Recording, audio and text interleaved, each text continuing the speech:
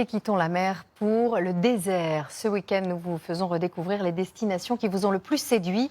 Cap sur la Tunisie et le mythique Sahara, un lieu chargé d'histoire. Aux côtés des tout derniers habitants de la région, entre dunes et oasis, nos envoyés spéciaux Julien Crescence, Gilles Parot.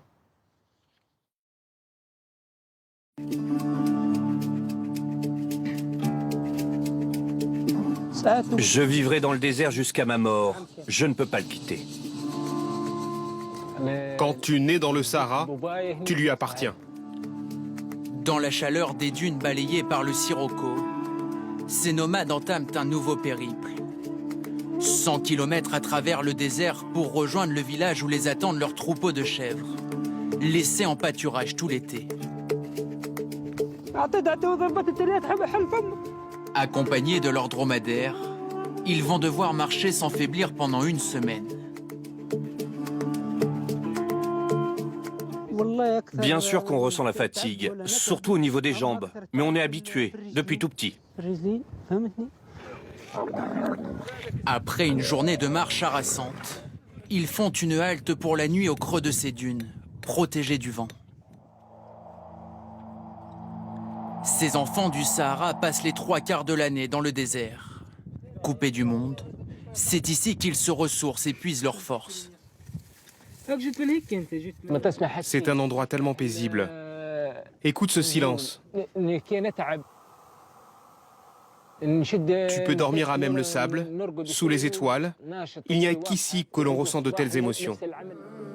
Le lendemain, nous quittons les nomades pour nous enfoncer en voiture dans le Sahara.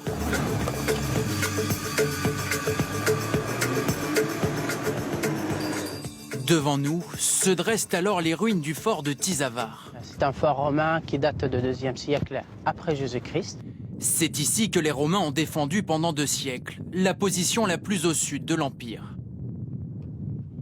Le fort a traversé les siècles et les guerres.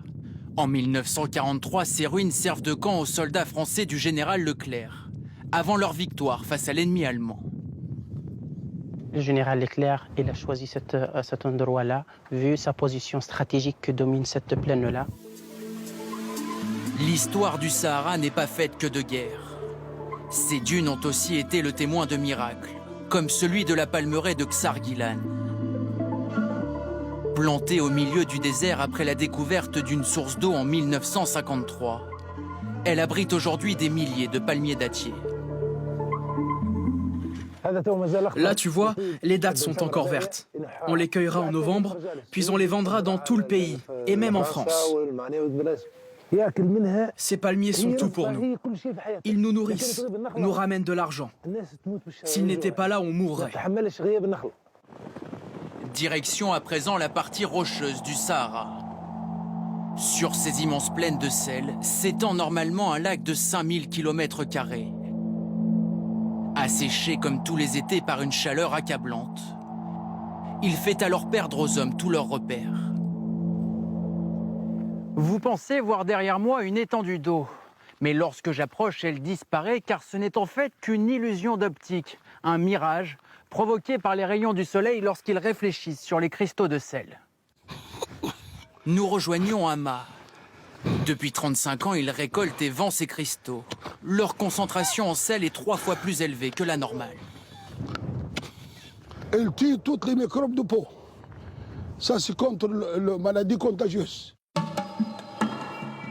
Dans une région où le thermomètre avoisine les 60 degrés au soleil, le village troglodyte de Chenigné est l'un des derniers habités.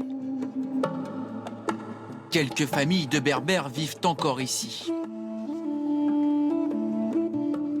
Avant, il y en a 400-500 familles qui habitent là. Maintenant, il y en a 86 familles.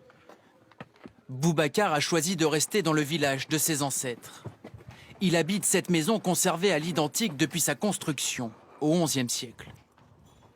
C'est la chambre, bien sûr. C'est une chambre pour les parents, les enfants, ensemble. Le choix d'une vie ancestrale, partagée entre l'élevage et la récolte de céréales. Une vie qu'il n'échangerait pour rien au monde. Dans ma famille, on se transmet nos savoir-faire de génération en génération.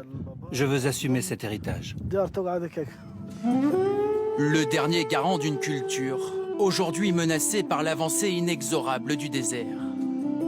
En progressant de 2 km par an, ces dunes pourraient à long terme ensevelir la moitié des terres agricoles de la région.